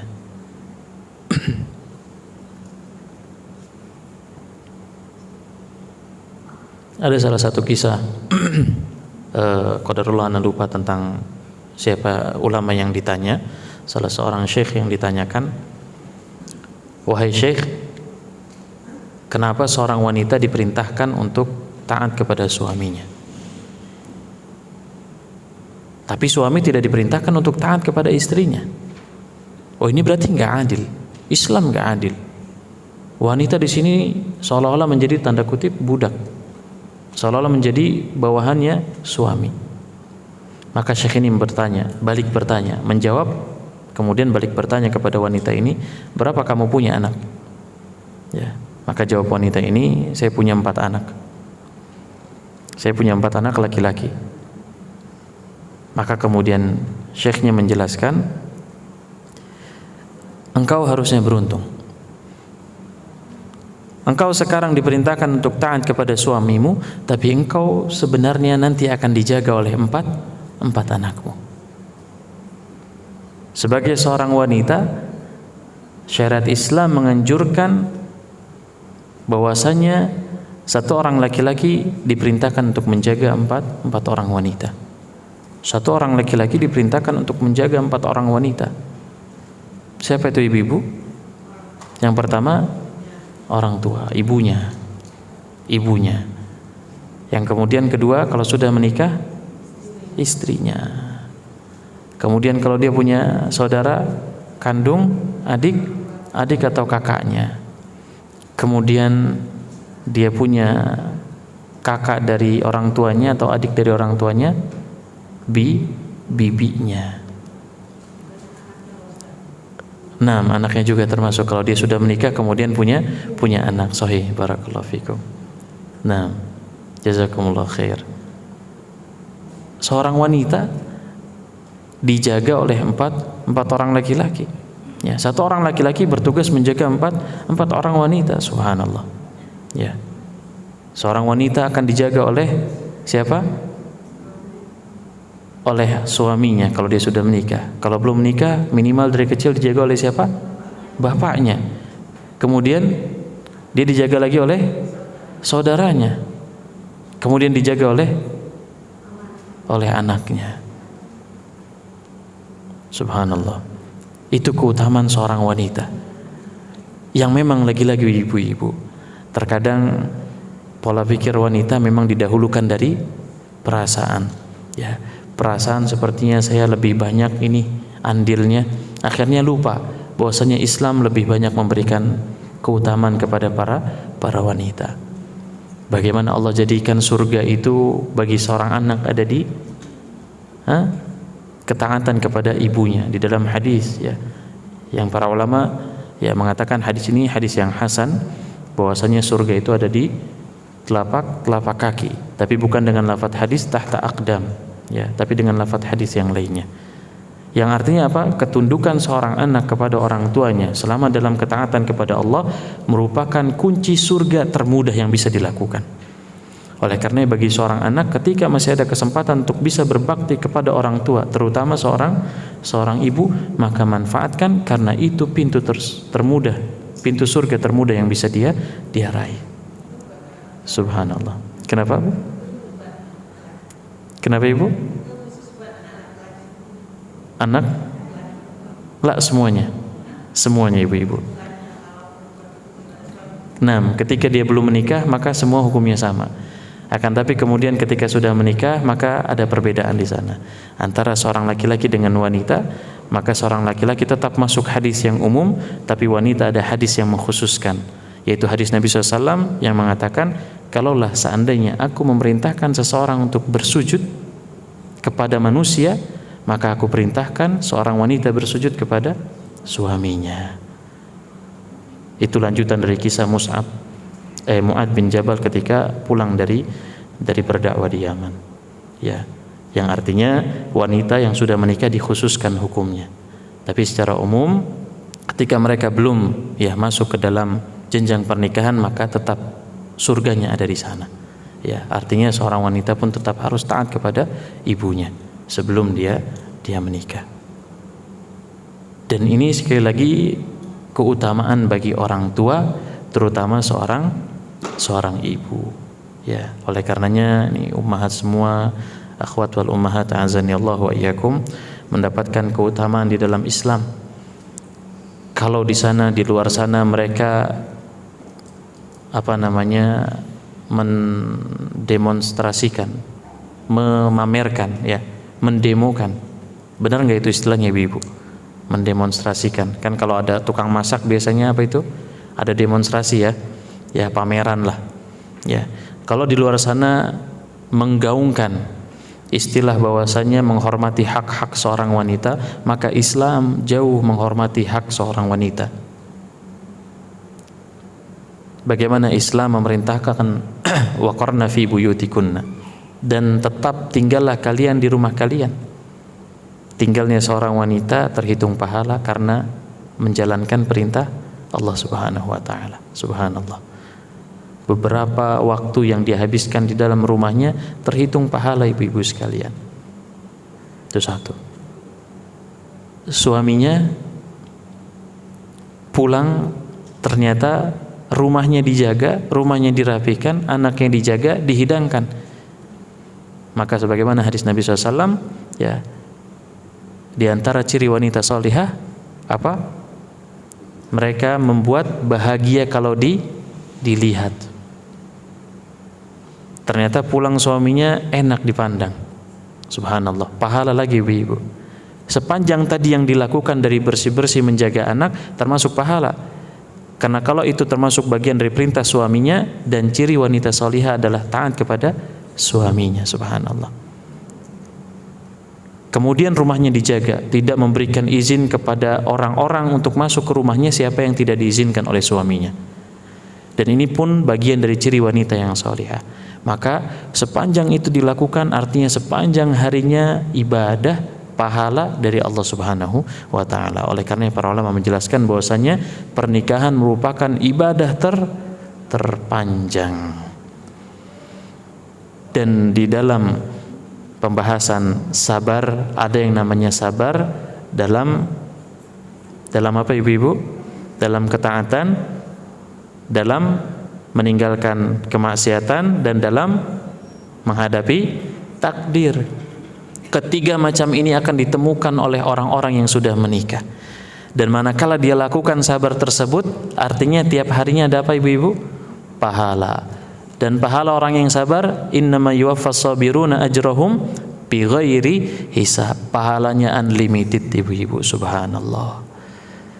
Tapi memang itu dia sabar ibu-ibu. Mudah atau berat ini? Ya, mudah di lisan, tapi berat dilakukan. Ya, oleh karenanya kalau kita sekarang sudah duduk di majelis ilmu, kita sudah belajar, coba sedikit-sedikit ya, kita yakini dengan hati. Dan perbuatan adil, perbuatan sabar, perbuatan ikhlas itu semua perbuatan hati ibu-ibu sekalian. Kalau memang kita tidak bisa merealisasikan itu mulai dari hati kita, maka akan sulit untuk ditampilkan di dalam perbuatan-perbuatan kita. Ya, semua itu termasuk perbuatan yang diawali dengan hati. Bagaimana adil dilakukan dengan hati, dengan niat yang ikhlas, kemudian disertai diiringi dengan sabar. Maka kalau memang itu semua bisa dilakukan dengan hati, maka kemudian langkah berikutnya adalah merealisasikan dengan lisan dan anggota perbuatan. Dan ini ya termasuk keutamaan seorang orang tua yang telah diberikan oleh Islam, yang tentunya ya punya kedudukan yang sangat-sangat tinggi. Makanya Nabi SAW ya ketika menjelaskan amal apakah yang terbaik, ya maka beliau setelah menjelaskan bahwasanya beribadah kepada Allah, ya, atau di dalam hadis yang lain salat pada waktunya, maka beliau menjelaskan bahwasanya amal terbaik adalah berbakti kepada kedua orang tua. Bahkan di dalam hadis yang dijelaskan yang pertama itu salat, kemudian berbakti, dan berbakti ini ternyata di atas dari amalan yang mulia, amalan yang tinggi, yaitu berjihad, berjihad. Ya makanya di dalam hadis Nabi SAW yang lain, tatkala ada seseorang, ya seorang pemuda yang ingin ikut jihad bersama Nabi SAW, tapi ternyata orang tuanya, kenapa ibu-ibu? Nangis di rumahnya, ya nangis di rumahnya. Maka pesan Nabi SAW apa? Tetap diperintah untuk jihad atau untuk pulang? Disuruh pulang. Buat orang tua kamu tertawa sebagaimana kamu telah buat dia menangis. Jadikan engkau mendapatkan ridho orang tuamu, karena itu jauh lebih baik, lebih utama. Makanya kemudian muncullah hadis ini. Dan ini keutamaan yang besar, perbuatan adil yang harus kita tegakkan, ya, yang tentunya ini butuh kepada al-mujahadah, butuh kepada usaha. Jamaah sekalian azanillahu wa iyyakum. Nah, sudah jam 10:30.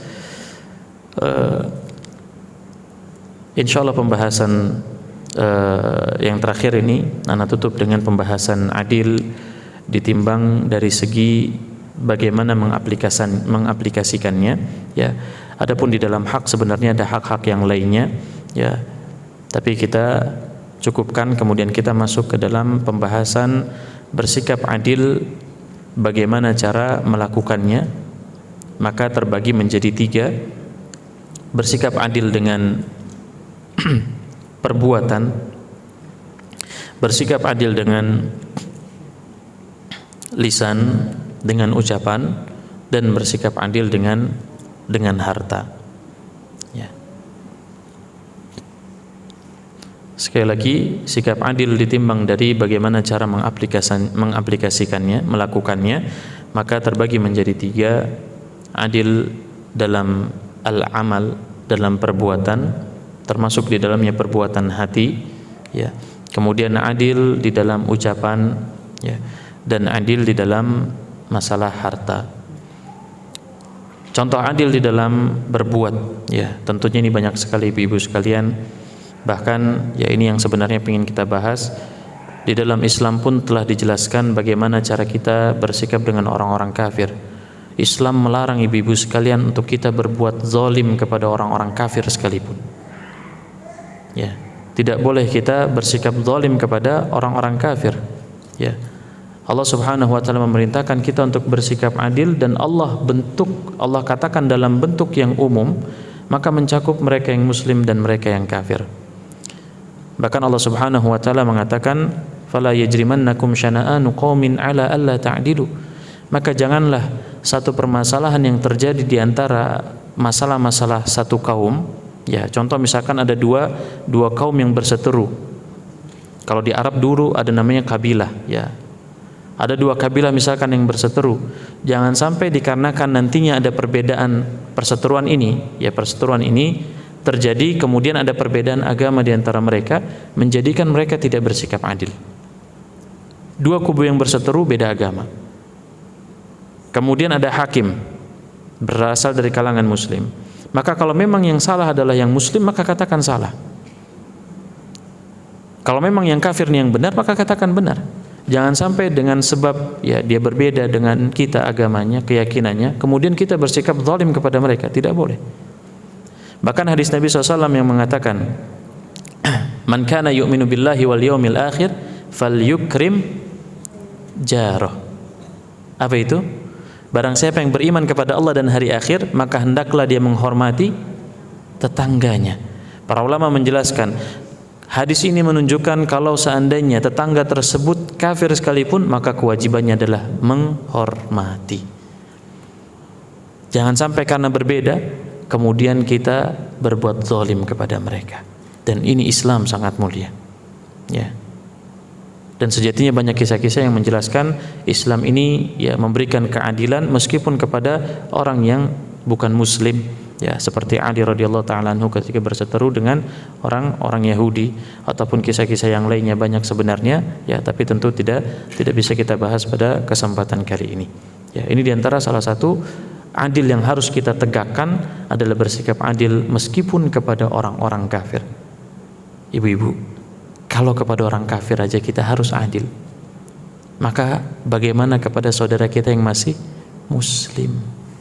Jangan cuman karena kita punya masalah sama fulan, punya dendam, punya sakit hati sama fulan, akhirnya kita nggak bersikap adil. Akhirnya kita ya nggak peduli dengan mereka, ya. Tapi karena mereka muslim, harusnya kita bisa bersikap adil kepada mereka. Dan ini sikap adil yang dilakukan dengan perbuatan, dengan ucapan, ini pun sama, ya. Ketika kita melihat ada orang lain misalkan, atau anak kita, ya, ibu-ibu sekalian punya anak, anaknya yang pertama misalkan memiliki keahlian, memiliki reward ataupun penghargaan yang dia dapatkan. Kasih mereka terima kasih. Berikan ucapan pujian kepada mereka. Kemudian ketika yang anak kedua pun demikian, maka berikan pujian kepada mereka. Jangan sampai ada perbedaan di antara mereka. Dan kondisi terlebih sebagai seorang ibu, sebagai seorang pendidik yang terus ketemu dengan anak-anaknya, ini harus bersikap adil di dalam ucapan. Jangan sampai tatkala, khususnya ketika emosi, nah ini penting sekali ibu-ibu sekalian, khususnya ketika emosi, jangan sampai kemudian terlontar dari lisan kita ucapan-ucapan yang kasar, atau bahkan sumpah serapah, atau bahkan ejekan-ejekan, olokan-olokan untuk si anak. Kenapa? Karena ini sama saja zalim, tidak adil. Anak yang melakukan kesalahan, pelanggaran, belum tentu dia tahu kenapa itu dilarang, belum tentu itu adalah sebuah pelanggaran. Maka bagaimana justru kita mencecar mereka dengan perkataan-perkataan yang buruk. Yang adil kita jelaskan, kita tanyakan, apakah ini kamu tahu salah atau benar? Atau kita tanyakan, mana yang salah dari perbuatan kamu? Jangan sampai ketika mereka berbuat kesalahan luar biasa, kalam kita langsung keluar semuanya. Nauzubillah, binatangnya keluar, kotorannya keluar. Ya, ini biasanya memang seorang ayah biasanya. Ya, seorang laki-laki yang mungkin sudah capek di luar kemudian marah, emosi. Ini juga termasuk yang dilarang. Ya. Tapi tentunya seorang ibu yang berada di rumah ini juga memiliki pengaruh yang besar, maka katakan kata-kata yang indah. Jangan ketika mereka salah kemudian dicaci maki, diteriakin dan yang lain sebagainya. Tapi justru ketika mereka memiliki penghargaan, mereka ada sesuatu yang mereka lakukan, kebaikan yang mereka amalkan, kemudian tidak ada pujian untuk mereka. Tidak ada kata-kata yang manis untuk mereka. Yang ini kemudian akan membuat si anak merasa tidak nyaman. Karena tidak ada keadilan di dalam rumahnya.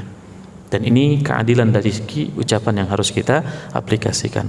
Kemudian yang terakhir di dalam masalah harta, ini juga keadilan yang harus kita tegakkan khususnya khususnya misalkan kalau pembahasan kita saat ini bagi seorang ibu yang juga sama memiliki anak. Ketika dia memberikan harta, memberikan uang, maka berikan juga kepada seluruh anaknya. Tapi ingat, adil bukan berarti sama.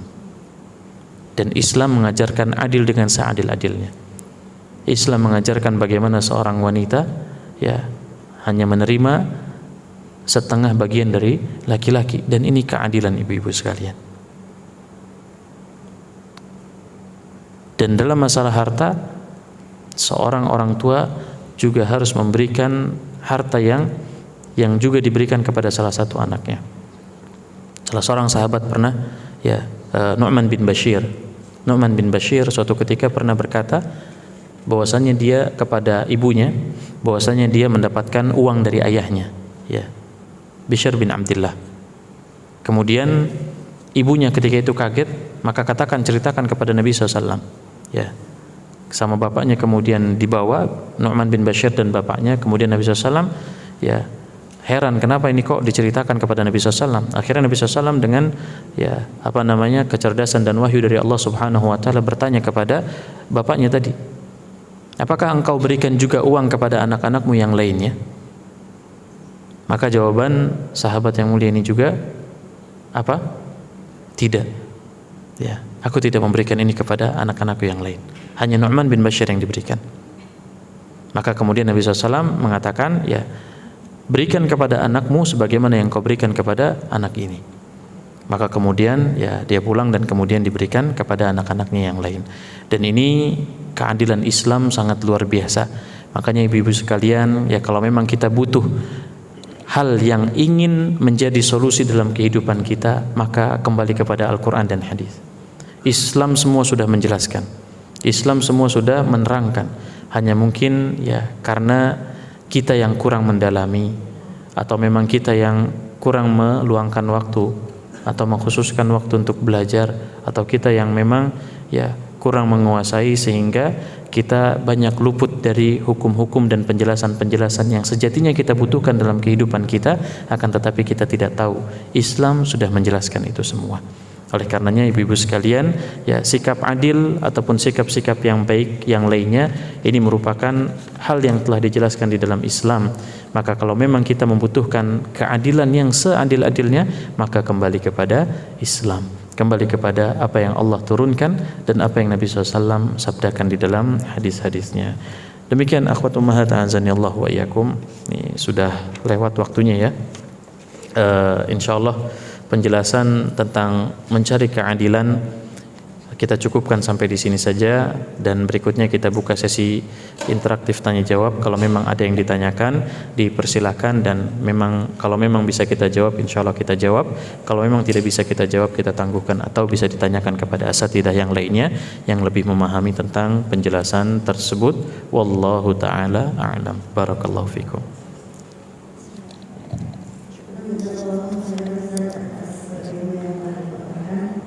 Bagi teman-teman yang ingin bertanya, silakan pertanyaannya bergiliran. Saya awali pertanyaan saya. Ini Ustaz, jika seorang tua atau kami ibu dalam memberikan reward kepada anak, misalnya ditentukan ini akan diberikan kepada yang berprestasi, karena kita banyak, tapi yang berprestasi itu kami berikan reward itu gimana Ustaz? Baik, alhamdulillah wassalatu wassalamu ala Rasulillah. Jazakumullah khair. Pertanyaan yang sangat bagus. Ya, ini kita masuk ke parenting pendidikan. Tapi memang seorang ibu harus belajar nih tentang parenting pendidikan. Ya, ada Ustadz Abdul Azin itu Masya Allah, beliau punya pembahasan tentang parenting pendidikan. Ini bagus untuk disimak ya. Nah, pertanyaan yang bagus dari ibu yang bertanya, bagaimana memberikan reward mengkhususkan untuk anak yang berprestasi gitu ya. Nah, barakallahu fiik, jazakumullah khair. Sejatinya kalau kita kembali ke niat tadi, itu niat yang bagus. Niat yang bagus yang tentu kita harus berikan juga pemahaman ke mereka bahwasanya reward ini hanya sebagai motivasi dan tujuan utamanya adalah ikhlas karena Allah Subhanahu wa taala. Ini yang pertama harus kita kumpulkan dan kita sampaikan. Kemudian yang kedua, tentunya kita ketika ingin bertekad untuk memberikan reward kepada mereka, untuk yang berprestasi ini kita berikan rewardnya untuk yang berprestasi secara umum ibu-ibu. Prestasi bukan hanya sekedar akademik, tapi prestasi itu banyak sekali. Contoh misalkan, ketika ada anak yang mungkin rajin sekali ke masjid, ya, dia semangat, dia sudah bangun sebelum kita bangun, atau dia mengingatkan bahkan orang tuanya untuk bangun ke masjid, maka ini pun diberikan reward kepada mereka. Dari hal yang sepele itu kita tetap berikan penghargaan kepada mereka. Dan yang kita berikan sebenarnya reward itu tidak harus besar dan mahal ibu-ibu. Anak-anak itu jiwanya jiwa yang semangat sebenarnya. Tergantung bagaimana kita mengarahkan mereka. Ketika mereka hanya dikasih 5 butir permen, itu semangatnya luar biasa. Menurut kita yang orang dewasa, itu nggak ada apa-apanya. Tapi menurut mereka, 5 butir permen tadi itu akan diingat terus. Dan mereka mungkin bukti nyata dan bukti mudahnya, bukti dekatnya, ketika nanti ketemu dengan kawannya, mereka cerita. Fahami karakter anak, ketika seorang anak cerita kepada temannya sesuatu yang bahagia menurut dia, maka di situ ada kenangan yang indah. Meskipun kita cuma memberikan 3 butir, 5 butir permen saja, ya. Atau misalkan sesuatu yang lain, ya, tidak harus misalkan bentuknya adalah uang ratusan ribu. Ratusan ribu ini sudah sangat besar ibu-ibu sekalian, ya. Dan ini juga yang alhamdulillah kita terapkan di lembaga kami di pondok pesantren seperti itu, ya. Apapun misalkan reward dari mereka, mereka ada penghargaan sebagai murid yang paling pertama ke masjid atau yang konsisten di soft pertama, kita kasih reward ke mereka. Ya, meskipun dia bukan dari akademiknya bagus. Mereka ada yang paling rapih pakaiannya, lemarinya, paling rajin nyucinya, kita berikan reward ke mereka. Ya, yang mereka paling semangat untuk duduk di halaqah tahfiz, itu luar biasa. Ya. Sehingga tidak ada rasa minder di antara mereka. Tidak ada iri yang kemudian kedepannya tatkala mereka dewasa membuat permusuhan yang terjadi antar adik dan kakak. Dan ini juga yang harus diberikan pemahaman, ya, bahwasanya prestasi yang yang kita berikan bukan hanya dalam masalah akademik, tapi tentu dalam hal-hal yang lain yang kita lihat bahwasanya mereka unggul di dalam perbuatan tersebut, dan kembali tujuannya hanya sebagai motivasi, tapi tujuan utama mereka harus karena Allah Subhanahu wa taala. Ya, mungkin itu yang bisa kami jawab. Allah taala a'lam. Barakallahu fikum. Naam, jazakumullah khair.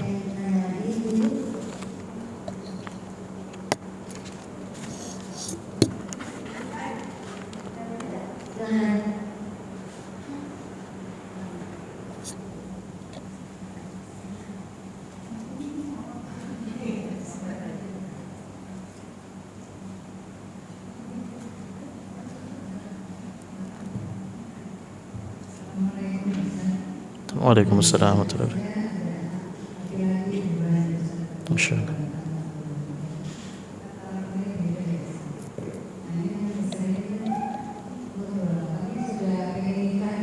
Masyaallah, masyaallah.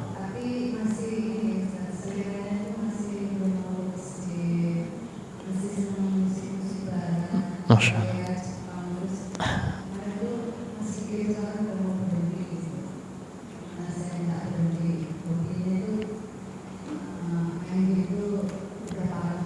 Masya Allah.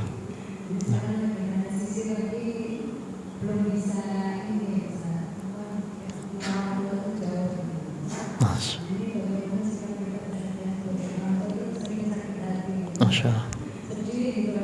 Sahih. Nah. Baik, barakallahu fikum. Jazakumullah khair. Pertanyaan yang sangat bagus dari ibu yang bertanya. Jazakumullah khair. Ya. Ini anaknya kebetulan dari pondok pesantren juga, Ibu? Umum? Oh, Masya Allah.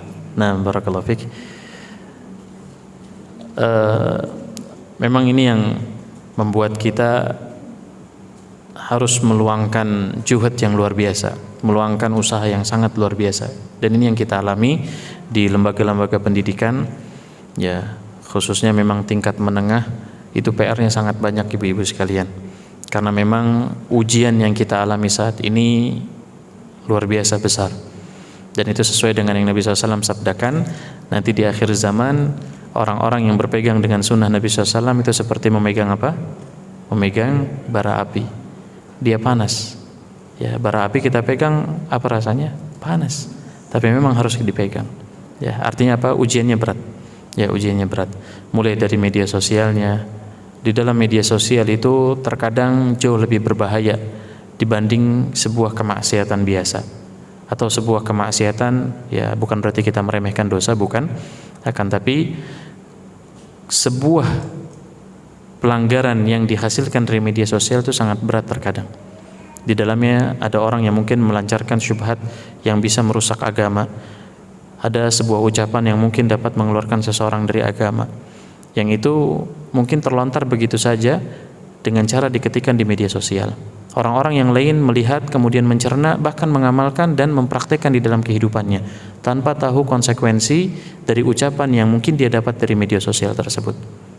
Ya, belum lagi kemudian dengan dunia gamenya yang sudah bisa melalaikan luar biasa. Belum lagi di dalam game tersebut banyak hal-hal yang berbau maksiat atau bahkan ya kesyirikan, di mana ada penyembahan-penyembahan dan yang lain sebagainya. Dan ini memang tugas berat kita semua sebagai seorang pendidik, tapi tentunya ya kita punya Allah Subhanahu wa taala. Kita terus berusaha untuk bisa mengajarkan kepada mereka, dan mengajarkan di sini bukan hanya secara lisan akan tetapi secara perbuatan. Kita buktikan, kita berikan contoh kepada mereka hal-hal yang terbaik, dan terus kita ajak mereka jangan pernah bosan, dan tentunya sambil terus berdoa kepada Allah Subhanahu wa taala. Karena doa ini senjatanya orang muslim. Senjatanya orang yang Islam itu adalah dengan berdoa kepada Allah Subhanahu wa taala. Kemudian kita sudah berusaha, kita sudah berdoa, maka tawakal kepada Allah Subhanahu wa taala. Kita serahkan kepada Allah Subhanahu wa taala. Yang mudah-mudahan kita tidak tahu nanti ke depan mungkin anak ini akan mendapatkan hidayah dari Allah Subhanahu wa taala insyaallah ya. Tapi yang jelas kita diperintahkan selama ada kesempatan kita terus berusaha, kita terus berdoa dan serahkan semuanya kepada Allah Subhanahu wa taala. Dan mungkin di antara salah satu langkah di dalam usaha tersebut ya bisa mengajak ke majelis ilmu atau memberikan buku atau bisa menyetelkan tampilan tausiah dari ustadz-ustadz ataupun masyayikh misalkan, atau sesuatu yang dia sukai ya, yang kemudian membuat dia tertarik dan penasaran. Mudah-mudahan dengan langkah tersebut bisa menjadikan dia mendapatkan hidayah Allah Subhanahu wa taala. Insyaallah, amin ya rabbal alamin. Dan terlebih ini seorang laki-laki ya yang harus menjadi pemimpin di rumah tangganya. Jangan sampai kemudian menjadi ya pemimpin yang salah. Karena kalau tadi kita kembali lagi sebenarnya ke pembahasan kita, yang pertama dijelaskan di dalam hadis Nabi SAW terkait dengan sab'ah, 7 golongan, 7 kelompok yang mendapatkan naungan dari Allah Subhanahu wa taala di hari yang tidak ada naungan kecuali naungan dari Allah, yaitu hari kiamat. Siapa mereka? Al-imamul adil, para pemimpin yang adil, para imam yang adil. Dan masuk di sini sebenarnya para suami yang memang mereka bisa bersikap adil. Ya, semoga Allah Subhanahu wa taala memberikan kepada anak yang tadi ditanyakan oleh ibu hidayah dari Allah Subhanahu wa taala, dan semoga kita juga mendapatkan hidayah dan istiqomah dari Allah Subhanahu wa taala. Wallahu taala alam. Mungkin cukup sampai di sini atau ada lagi yang lain? Baik, masih sebelum jam 11, masih ada waktu 11 menit. Kalau memang ada yang ditanyakan, dipersilakan. Tidak ada ya? Oh, masih ada Ibu. Nah, barakallahu fiik. Tafadhal. Waalaikumsalam warahmatullahi wabarakatuh. Nah.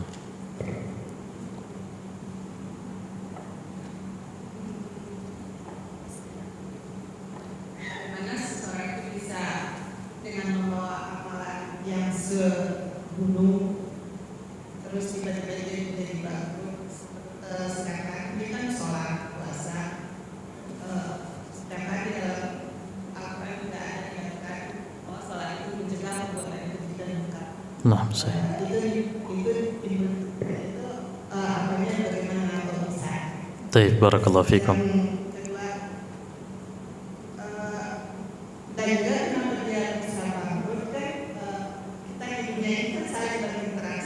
Nah, saya. Kan bukan saja dia yang harus membayar semua, kan dia juga mungkin orang lain membicarakan. Nah, saya. Saya. Ada seperti itu. Itu yang pertama. Yang kedua, katanya tadi tidak sempurna iman seseorang jika dia tidak Rasulnya tidak lebih dicintai daripada anak atau bapaknya. Bagaimana kita kehidupan kita kan tidak bertemu dengan Rasul juga. Bagaimana caranya cinta kita itu lebih kepada Rasul daripada yang lain. Nah, saya barakallahu.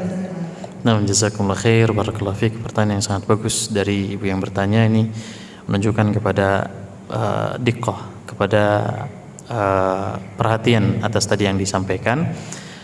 Pertanyaan yang pertama terkait dengan bagaimana kondisi orang-orang yang bangkrut, yang contohnya ada amalan sholat ya, padahal di dalam Al-Quran Allah mengatakan sesungguhnya sholat itu dapat mencegah seseorang dari perbuatan yang fahish dan mungkar, dari perbuatan yang buruk dan tercela.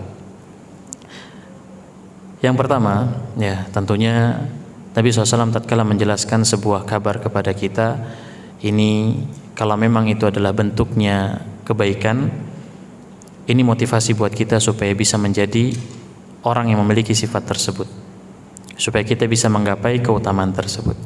Kalau memang adalah keburukan, ya contohnya tentang penghuni neraka, contohnya tentang orang-orang yang merugi, orang-orang yang bangkrut, orang-orang yang dihapuskan amalnya, orang-orang yang nanti akan tertahan di pintu surga dan yang lain sebagainya, tentunya ini mimbabi terhib ya, dari hal yang perlu kita waspadai ya. Makanya di dalam beramal kita juga tadi ada al-khaufu war-raja, takut amal kita enggak diterima, tapi kita harus mengharapkan pahala dari Allah Subhanahu wa taala ya.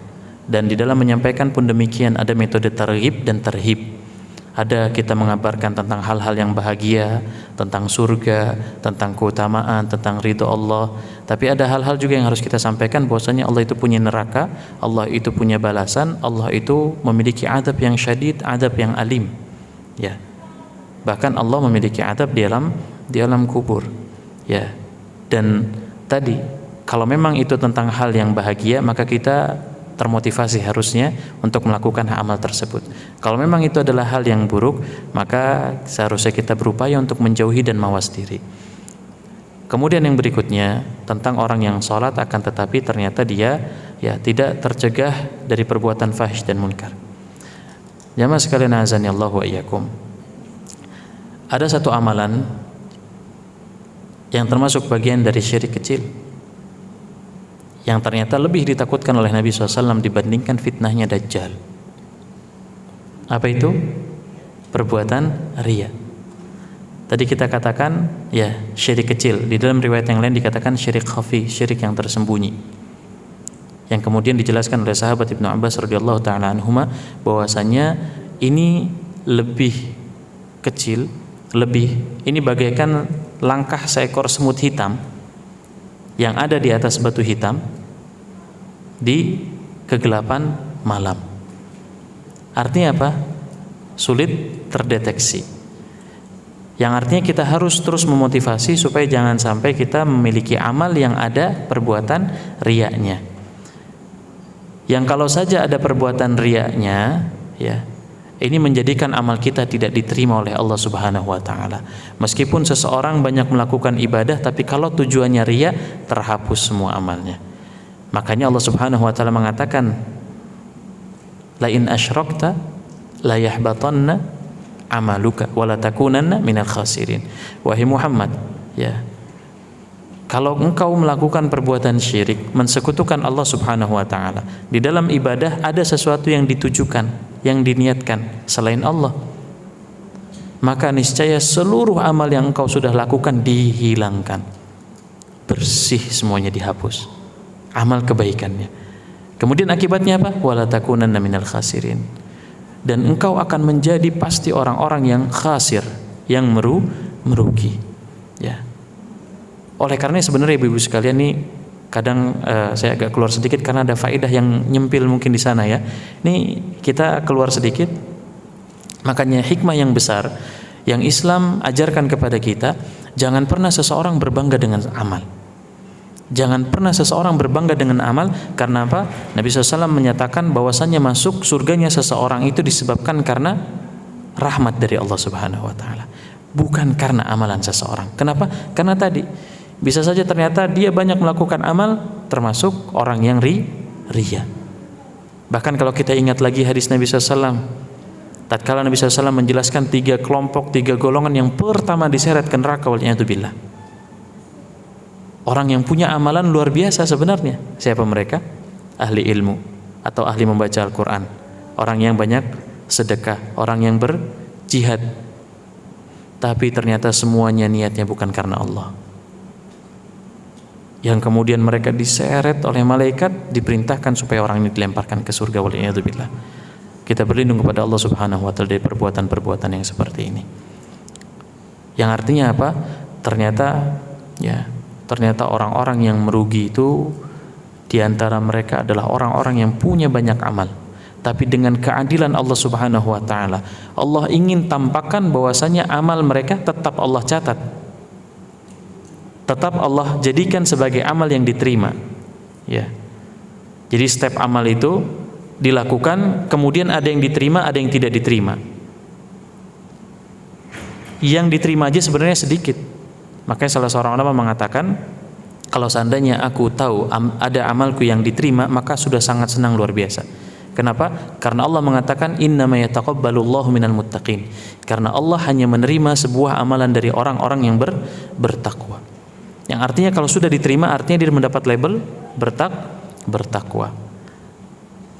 Yang kemudian kalau amalan sudah diterima, Allah jadikan ditampilkan nanti di hadapan manusia, akan tetapi dengan keadilan Allah, ketika ada orang-orang yang menuntut orang ini, maka Allah berikan haknya.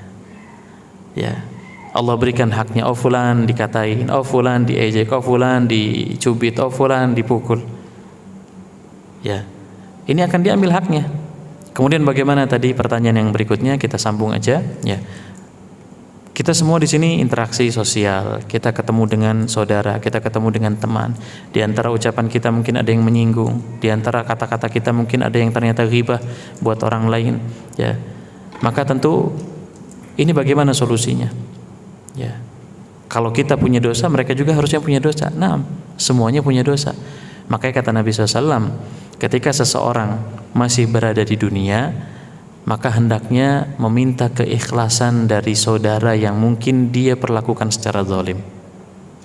Ya, sebelum nanti datang hari tidak ada bermanfaat harta maupun anak-anak. Yauma la yanfa'u malu wala banun. Ya, kalau ada anak-anak kita sudah nggak ada, wafat misalkan masih di dunia ya, itu masih bisa dibayarin mungkin hutangnya. Tapi nanti di akhirat sudah nggak ada lagi manfaat harta maupun anak-anak kita, nggak ada lagi manfaatnya. Tinggal yang harus kita bayar, kita berikan adalah amal kita. Kalau memang sudah habis, maka kita ambil dosa-dosa dari orang lain, waliyadzubillah. Ya, makanya ini tentu ya kita berlindung kepada Allah Subhanahu wa taala yang tadi kita tidak ujub dengan amal kita, tidak merasa bangga dengan amal kita, dan jangan kita meremehkan orang lain. Kita nggak tahu orang lain punya amalan apa yang tersembunyi. Ya, bisa jadi orang yang ada di jalanan sana ternyata mereka jauh lebih mulia dari kita.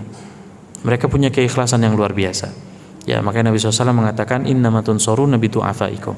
Sesungguhnya kalian itu dibantu, ditolong oleh Allah Subhanahu wa taala disebabkan karena ada orang lemah di antara kalian, ada orang fakir di antara kalian, yang di antaranya keutamaan mereka kalau mereka berdoa kepada Allah Subhanahu wa taala mereka diijabah. Karena kesabaran yang luar biasa yang mereka miliki, kemudian doa mereka menjadi mustajab. Subhanallah. Ya, dan ini kunci yang sangat luar biasa. Jangan kita ujub dengan amal kita dan jangan meremehkan orang lain. Kita terus berusaha dan berupaya memiliki sifat khauf dan roja di dalam beramal dan membaca ayat ataupun hadis yang berisi tentang targhib wa tarhib, penyemangat dan juga pengingat. Ya, supaya kita semangat beramal dan mengingat bahwasanya dosa yang kita lakukan pasti Allah catat. Dan ini yang penting bagi kita, yang tentunya kita terus berusaha beramal karena Allah Subhanahu wa taala. Semoga Allah Subhanahu wa taala menerima amal-amal kita dan menghapuskan dosa-dosa kita semua. Amin ya rabbal alamin. Tadi pertanyaan yang terakhir apa Ibu Afan? Nah, mencintai Rasul. Baik. Bagaimana cara kita membuktikan kalau kita itu cinta dengan Rasulnya lebih utama? Mungkin seperti itu. Nah, tadi sudah kita bahas bahwasanya Nabi SAW punya hak 4. Dan itu yang menjadi konsekuensi ketika kita mengucapkan syahadah Muhammad Rasulullah. Kalau memang kita ingin membuktikan bahwasanya kita jauh lebih mencintai Nabi SAW dibanding anak, dibanding suami, dibanding orang tua kita, maka buktikan. Contoh, tatkala Nabi SAW mengatakan muru auladakum bis salati wa hum abna'us sab' wadribuhum 'alaiha wa hum abna'u 'ash.